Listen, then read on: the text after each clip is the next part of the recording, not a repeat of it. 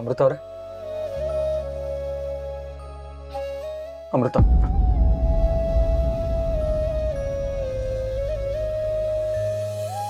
ನನ್ನ ಕ್ಷಮಿಸಿ ಅಮೃತ ಅವ್ರೆ. ನೀವ್ಯಾಕೆ ಕ್ಷಮೆ ಕೇಳ್ತಿದ್ದೀರಾ? ನಂಗೆ ನಿಮ್ಮಿಂದ ಯಾವ ನೋವು ಆಗಿಲ್ಲ. ಇದಕ್ಕೆಲ್ಲ ಕಾರಣ ನಾನೇ ಅಮೃತ ಅವ್ರೆ. ಬೇರೆಯವ್ರು ಮಾಡಿದ ತಪ್ಪನ್ನ ನೀವ್ಯಾಕೆ ನಿಮ್ಮ ತಲೆ ಮೇಲೆ ಹೊತ್ಕೋತಿದ್ದೀರಾ? ಈ ಮನೆಯಲ್ಲಿ ನಿಮಗೆ ಯಾರಿಂದಲೇ ನೋವಾದ್ರು, ಯಾರು ಏನೇ ಮಾಡಿದ್ರು ಅದಕ್ಕೆ ಕಾರಣ ನಾನೇನೆ. ನಾನು ನಿಮಗೆ ತಾಳಿ ಕಟ್ಟಿ ನೀವು ಈ ಮನೆಗೆ ಬಂದಿರೋದಕ್ಕೆ ಈ ನೋವು, ಕಷ್ಟ, ಕಣ್ಣೀರು. ನಿಜ ಹೇಳಬೇಕು ಅಂತಂದರೆ ನೀವು ಈ ಮನೆ ಬಿಟ್ಟು ಹೋದ್ರೇ ಎಷ್ಟೋ ಖುಷಿಯಾಗಿರ್ತೀರ. ನಾನು ಖುಷಿಯಾಗಿರ್ತೀನೋ ಇಲ್ವೋ, ಆದರೆ ನಿಮ್ಮ ಮೇಲೆ ನೀವು ಅಪವಾದ ಹೊರ್ಕೋಬೇಡಿ. ನಿಮ್ದು ಯಾವುದೇ ತಪ್ಪಿಲ್ಲ. ಸುಮ್ಮನೆ ನನ್ನ ಸಮಾಧಾನಕ್ಕೋಸ್ಕರ ಸುಳ್ಳು ಹೇಳ್ಬಿಡಿ ಅಮೃತ ಅವರೇ. ನನಗೆ ಗೊತ್ತು ಇದೆಲ್ಲ ಆಗ್ತಿರೋದು ನನ್ನಿಂದಾನೆ, ನಾನೇ ಇದಕ್ಕೆಲ್ಲ ಕಾರಣ. ನಂಗೆ ಸುಳ್ಳು ಹೇಳಕ್ಕೆ ಬರಲ್ಲ ಸಂಜೀವ್ ಅವರೇ. ಹಾಗಾದರೆ ಆಗಲೇ ಊಟ ಆಯ್ತಾ ಅಂತ ಅಮ್ಮ ಕೇಳಿದಾಗ ಆಯಿತು ಅಂತ ಯಾಕೆ ಸುಳ್ಳು ಹೇಳಿದ್ರಿ? ನನಗೆ ಊಟ ಮಾಡೋ ಮನಸ್ಸಿರಲಿಲ್ಲ.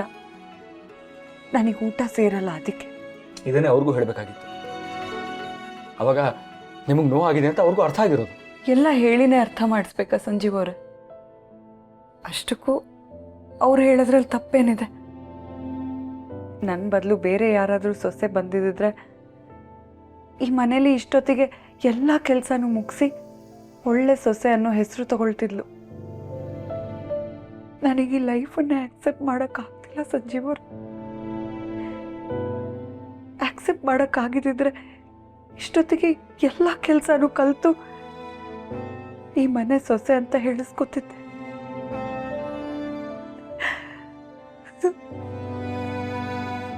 ಆದರೆ ನಾನು ಏನು ಮಾಡಲಿ?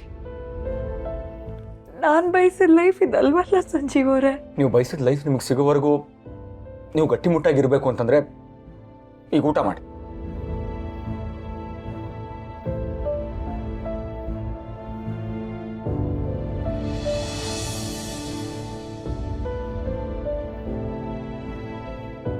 ತಗೊಳ್ಳಿ, ಊಟ ಮಾಡಿ. ನಂಗೆ ಬೇಡ ಸಂಜೀವ್ ಅವರೇ.